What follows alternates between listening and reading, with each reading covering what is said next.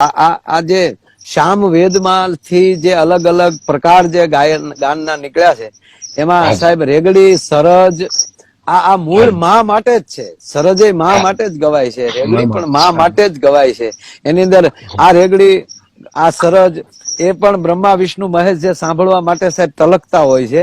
અને આ શામ અને આપણા ખાસ કરીને અમારે અહીંયા રબારી સમાજ, અમારે 4 મઠ એની સરજ ગાતા હોય છે.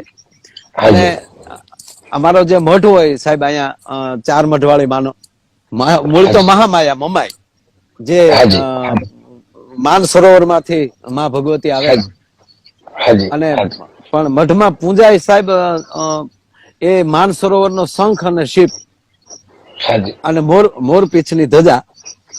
અને અમારે રબારી સમાજ કદાચ સાહેબ લગ્નમાં જાન લઈને ગયા હોય તો બહેનો છે એ ભુવાજી એ ગીતો લગ્ન ગીત ગાતા હોય અને અમારા ભાઈઓ છે એ માની સતત સરજ ગાતા હોય છે.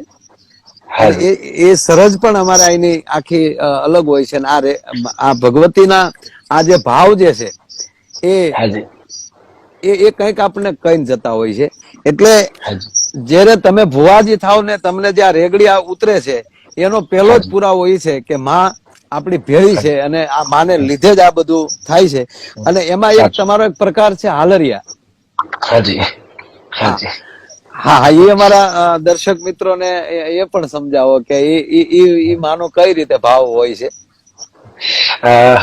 આતા જયારે સૌ પ્રથમ પહેલી વાર હું અહીંયા આટલામાં ક્યાંય પણ જાતર હોય, રમેલ હોય ત્યારે મને આમંત્રણ હોય અને ભુવાજી તરીકે જયારે આમંત્રણ હોય હતા ત્યારે પેલા મારા ગેમરભાઈ ખાખડી, વિષ્ણુભાઈ માલધારી આ બધા જયારે હાલરિયા એ લોકો ગાતા ગયા પછી આતા મને ખુદને એવું થયું કે મારે કઈક નવીનતા લાવી છે.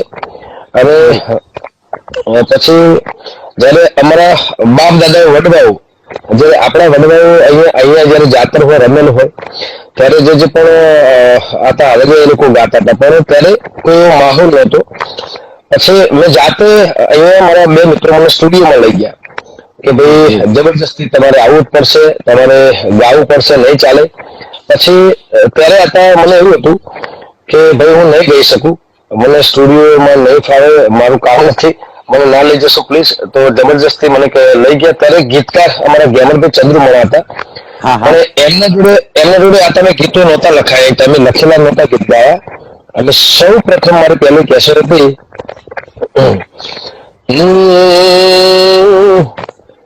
તું તો 52 વીરો ને મૂન રે હાદી ભોગઈ ઝોપડી મે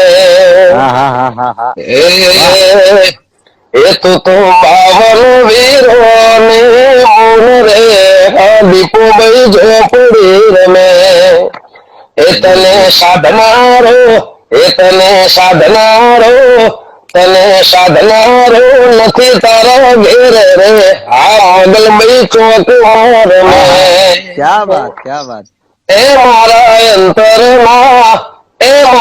અંતરમાં અતડાનું દેવ રે આ ભગુડા વાળી ચોક મોર મે.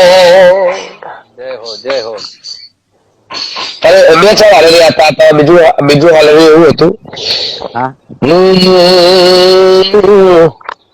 સોનાનું ડાકલું ને રૂપાની જેબ, સોનાનું ડાકલું ને રૂપાની જેબ, હવા હો ડાકલે જેડિયો પડે.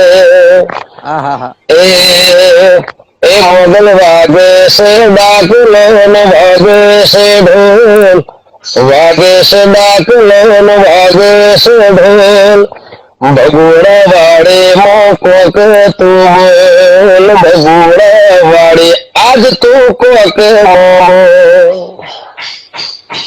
વાહ.